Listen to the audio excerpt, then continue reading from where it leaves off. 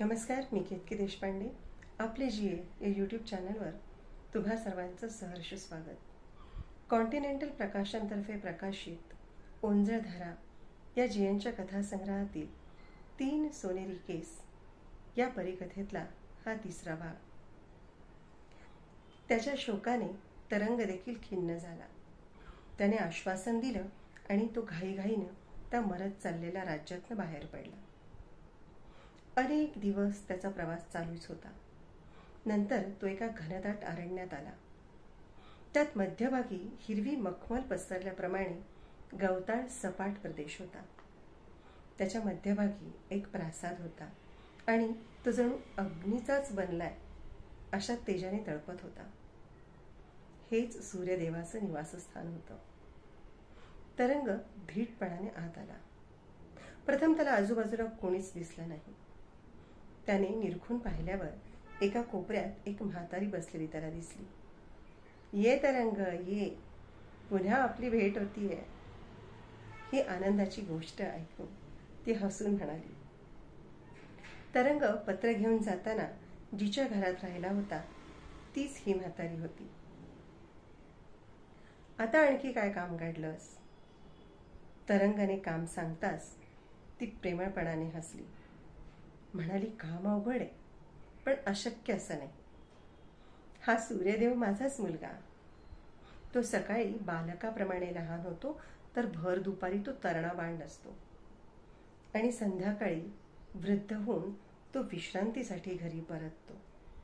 त्यावेळेला तो भुकेने अगदी त्रस्त असतो. अशा वेळी तू समोर दिसलास तर संपलंच सगळं.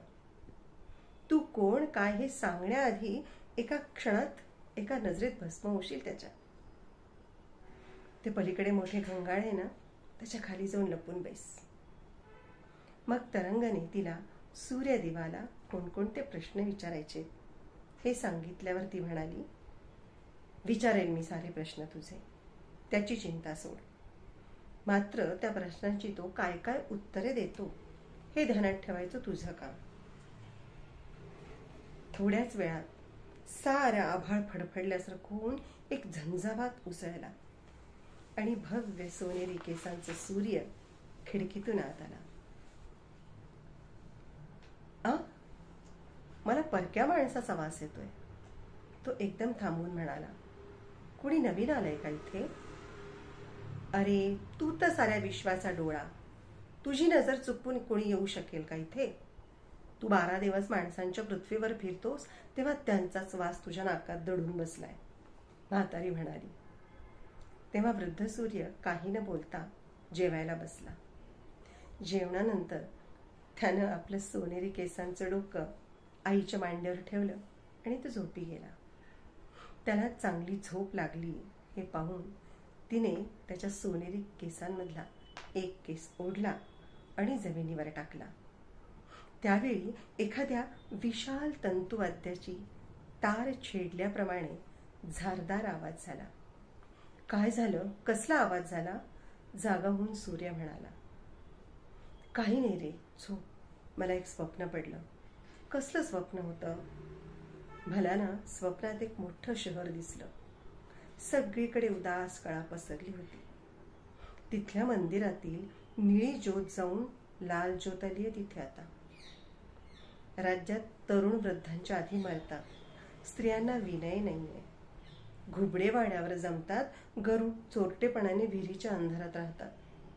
मूर्तीच्या डोळ्यातनं सतत पाणी पाझरत राहतं." मला वाटलं, असं का घडलं असावं रे? "अगं, सोपं आहे," सूर्य म्हणाला. "त्या रत्नदीपाखाली एक विषारी सर्प आला आहे. त्याला दुसरा कोणताही प्रकाश नकोय, म्हणून त्याने ती निळी ज्योत गिळली आहे. तो दिवसा भयंकर अस्वल होऊन विध्वंस करत हिंडतो आणि रात्री सर्प होऊन घराघरात फुतकार टाकतो. त्याला नष्ट केलं तरच ती ज्योत पुन्हा पेटेल आणि सर्वत्र पुन्हा प्रकाश येईल. पण सिंहाचा दात लावलेल्या बाणानेच अस्वल मरेल आणि मुंगुसाच्या रक्ताने माखलेल्या तलवारीने सापाची खांडोळी करता येईल." सूर्य पुन्हा झोपी गेला. म्हातारीने पुन्हा एक केस ओढला. त्या आवाजाने पुन्हा तो जागा झाला त्यानं पुन्हा विचारलं, आता काय झालं? मला थोडी झोप लागली की तुला आणखी एक स्वप्न पडलं. हो रे, आणखी एक स्वप्न पडलं. एका राज्यात अमृत फळ देणारं एक झाड दिसलं मला.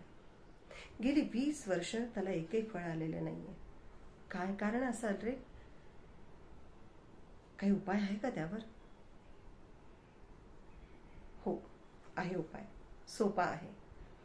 त्या जागी खूप खोल अशी एक मूर्ती आहे. झाडाचं एक मूळ तिथवर जाऊन त्या मूर्तीच्या उरावर रुतत आहे. म्हणून संतापून ती झाडाचं सारं अन्न शोषून घेते आहे. त्या मूर्तीला अन्य ठिकाणी जलमंदिर बांधून दिलं तर त्या झाडाला पुन्हा पहिल्यासारखी फळं येतील. एवढं बोलून सूर्य पुन्हा झोपी गेला. मग म्हातारीने थोडा वेळ जाऊ दिला आणि पुन्हा एक केस सोडला. पुन्हा जमिनीवर टाकला. आता सूर्य टक्क जागा होऊन उठून बसला. तू मला झोपू देणार आहेस की नाही? मी अशी झोप लागते की तोच तुला स्वप्न कसं पडतं ग? वर्षातली सगळी स्वप्न एकाच दिवशी संपून बघणार आहेस की काय?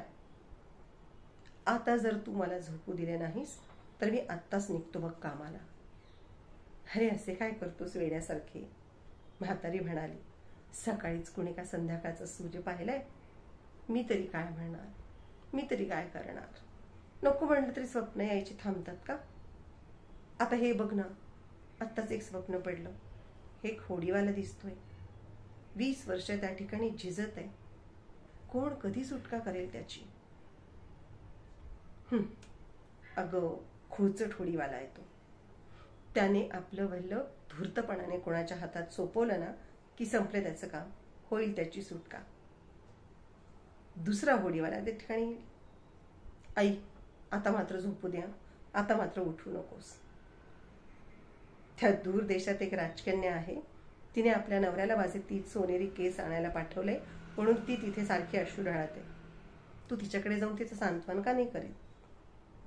म्हातारी हसली पण काही बोलली नाही. सकाळी पुन्हा झंझावाताप्रमाणे वारा उसळला. पण आता म्हातारीच्या मांडीवर भव्य वृद्ध सूर्याचं डोकं नव्हतं. त्या जागी दैदिप्यमान असं एक लहान मूल होतं.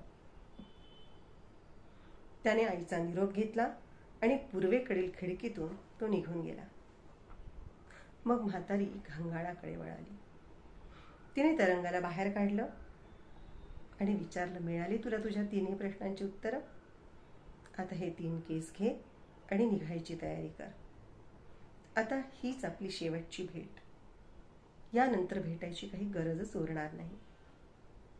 काम यशस्वी झाल्याचा तरंगाला आनंद तर झाला होताच, पण म्हातारीचे शब्द ऐकून त्याच्या डोळ्यात पाणी आलं.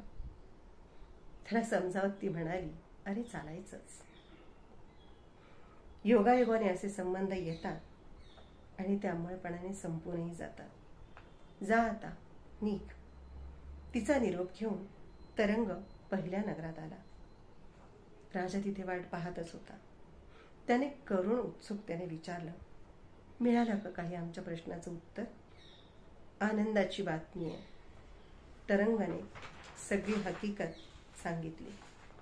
आता अस्वलाला मारायला सिंहाचा दात आणि सर्पाला मारायला मुंगूस रक्ताने माखलेली तलवार हवी. कथेचा हा भाग तुम्हाला आवडतोय का? माझं वाचन आवडतंय का?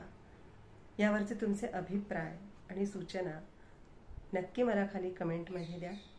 मलाही त्या वाचायला आवडतील. आणि आठवणीने आपले जीए या यूट्यूब चॅनलला सबस्क्राईब, लाईक आणि शेअर करायला विसरू नका. तर भेटूया अंतिम भागामध्ये 3 सोनेरी केस या कथेमध्ये. तोवर रजा घेते. धन्यवाद.